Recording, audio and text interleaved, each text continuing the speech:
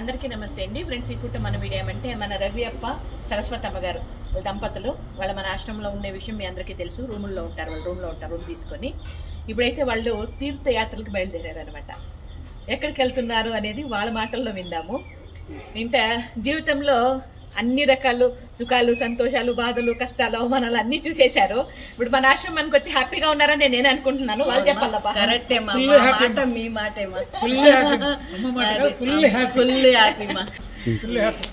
Full హ్యాపీగా ఉన్నారు వాళ్ళు. ఎందుకంటే వాళ్ళ మాట తీరు, వాళ్ళ ప్రవర్తన, వాళ్ళ నవ్వులు ఇవన్నీ కూడా మనకు చెప్పేయచ్చు హ్యాపీగా ఉన్నారు అన్నట్లుగా.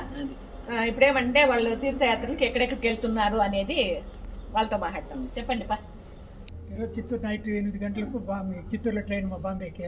బాంబేలో రేపు నైట్కి చేరుతాం 7 గంటలకి. బాంబేలో 2 రోజులు ఉంటాము. తర్వాత 24 షిరిడి చేరుతాం. షిరిడి, శని, సింగనాపూర్, నాసిక్ చూసుకొని 26 బాంబే చేరుతాం. మళ్ళీ బాంబేలో 1వ తేదీ వరకు 31 వరకు ఉంటాం. 1వ తేదీ అయోధ్య బయలుదేరుతాం. అయోధ్యలో 4వ తేదీ మధ్యాహ్నం మళ్ళీ వారణాసి, కాశీలో 12వ తేదీ వరకు ఉంటాం. 12 మధ్యాహ్నం 2 గంటలకు వాడు ఫ్లైట్. బెంగళూరుకి 6 గంటలకు చేరుకుంటాము. ఇప్పుడు మీరు బస్సు ప్రయాణము, ట్రైన్ ప్రయాణము, ఫ్లైట్ ప్రయాణము 3 రకాలు కూడా ప్రయాణం చేస్తున్నారు. జాగ్రత్తగా వెళ్ళండి. మీకేమన్నా నాది కూడా వీడియో ఫోన్ చేయండి. ఫోన్ నంబర్లు ఉన్నాయి కాబట్టి ఫోన్ చేయండి. ఇప్పుడు ఇన్ని ఏరియాలు మీరు తిరుగుతున్నారు కదమ్మా, ఎవరన్నా మీకు బంధువులు తెలిసిన వాళ్ళు ఉన్నారా? బాంబేలో మాత్రం హక్కు ఉంది. అక్కడికి వెళ్తారు. వినాయక చవితి కోసం కొంచెం డేట్ 2 రోజులు ముందుగా పెట్టుకున్నాం. 2 రోజులు బాంబేలో ఉంటాం.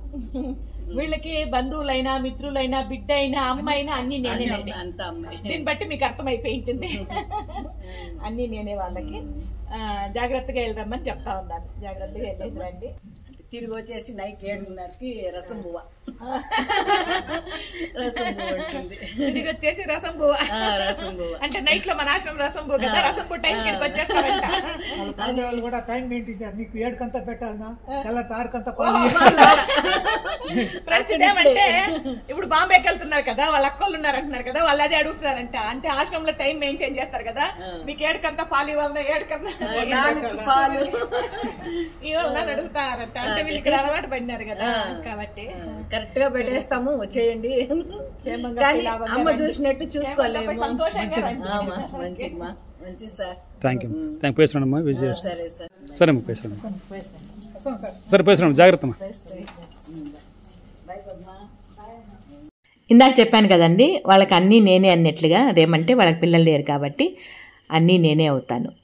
ఇది ఇప్పుడు మన చిన్ని వీడియో మీద మీ అభిప్రాయం తెలియజేస్తూ వీడియో నచ్చితే లైక్ చేయండి. ఓకేనా? Thank you so much.